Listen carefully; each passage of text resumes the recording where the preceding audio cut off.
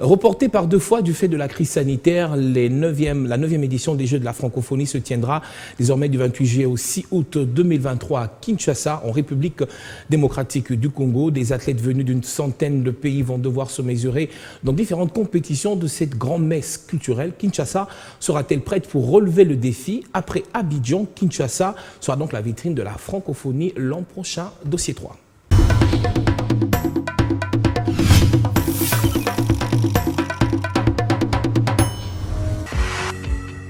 Témoin des contraintes liées à la crise sanitaire de la Covid, la RDC n'avait pas de choix que d'assister à un report de l'organisation des 9e Jeux de la francophonie sur ses terres en 2021, avant que les Jeux soient de nouveau reportés à 2023, du 28 juillet au 6 août. L'annonce a été faite par un communiqué sur le compte Twitter de l'Organisation internationale de la francophonie. Jamais dans toute l'histoire des Jeux, pareille situation ne s'était produite. Avec la publication de ces nouvelles dates, le Comité national des Jeux de la francophonie s'engage, grâce à l'appui du gouvernement, à terminer tous les travaux de construction des infrastructures en cours, de tout mettre en œuvre pour offrir les meilleurs Jeux à la jeunesse francophone du monde et à en garantir le succès. C'est parti pour les Jeux, nous confirmons ici parce que sur le plan technique, le ministre d'État, ministre des Infrastructures, il a fait les rapports d'état d'avancement des infrastructures qui vont accueillir ces 9e Jeux. À Kinshasa, un retard s'est posé dans la construction des infrastructures devant abriter les Jeux. Devant nos écrans, il faudrait bien de patience pour espérer voir la compétition. Nous pouvons affirmer que le taux d'exécution est autour de 35%. Pour ce qui concerne le taux d'exécution financier, nous sommes autour de 40%. C'est assez encourageant.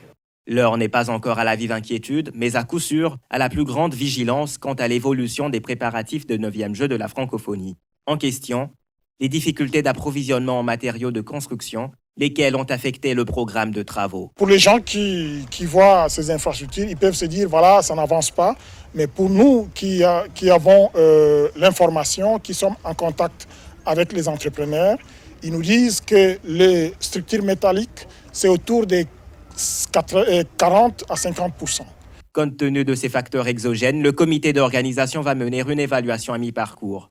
Lors d'un point sur l'avancée des chantiers, ce dernier a précisé que les travaux avancent, malgré qu'ils s'effectuent en dépit des prévisions. Il n'a pas non plus caché que les travaux lancés devraient témoigner du soutien de tous. Et si ces structures métalliques arrivaient d'ici 3 mois, nous serons autour des 70%, 80%.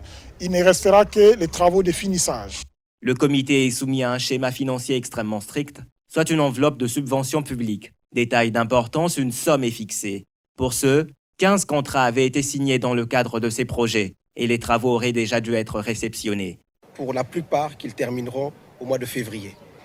Ce qui nous permet d'être dans les délais par rapport aux prescriptions de la francophonie, qui tient à ce que les ouvrages soient totalement achevés 3 mois avant, c'est-à-dire autour du mois d'avril. Certaines contraintes dans la conduite des travaux ont fait qu'actuellement, le taux global d'exécution de ces travaux soit estimé à seulement 30%. Au jour d'aujourd'hui, on ne va plus se permettre de perdre une journée, une semaine, un mois, parce que les jours sont comptés. Ces contrats portent sur les travaux suivants.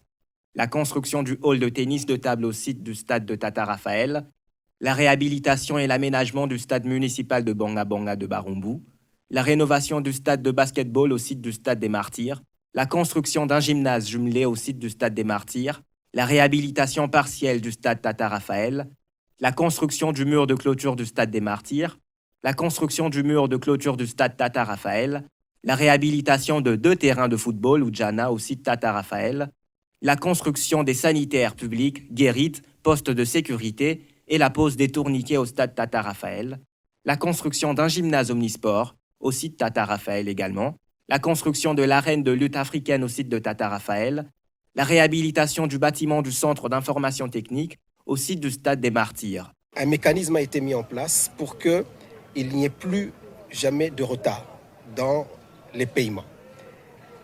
Le mécanisme qui a été mis en place permet que d'abord nous avons payé un acompte de plus ou moins 28%, 28,5%, un acompte pour le démarrage des travaux. Après cet acompte, nous veillons à ce que les entreprises fournissent des décomptes. Ces décomptes qui sont validés par le maître d'ouvrage délégué et ensuite transmis aux finances. La construction du village des Jeux de la francophonie pour 3500 athlètes et délégués et la réhabilitation du terrain annexe du stade des Martyrs, la réhabilitation de la voirie et réseau divers du site du stade Tata Raphaël, la réhabilitation de la voirie et réseau divers au site du stade des Martyrs, assainissement, électricité, voirie, déchets solides, approvisionnement en eau potable et gestion des eaux usées. Pour ce qui est de la construction du village des Jeux de la francophonie pour 3500 athlètes et délégués, l'étape actuellement en cours est la mise en œuvre des fondations qui vont accueillir prochainement des structures préfabriquées dont la commande est déjà passée et la livraison prévue pour bientôt. Le comité de pilotage des projets des infrastructures des 9e Jeux de la francophonie réuni pour l'évaluation des avancées enregistrées. Au centre de cette rencontre, à savoir l'état d'avancement des travaux des infrastructures qui vont servir aux 9e Jeux de la francophonie. Au sujet du suivi des recommandations, quelques soucis concernant les décomptes ainsi que le planning des travaux ont été constatés.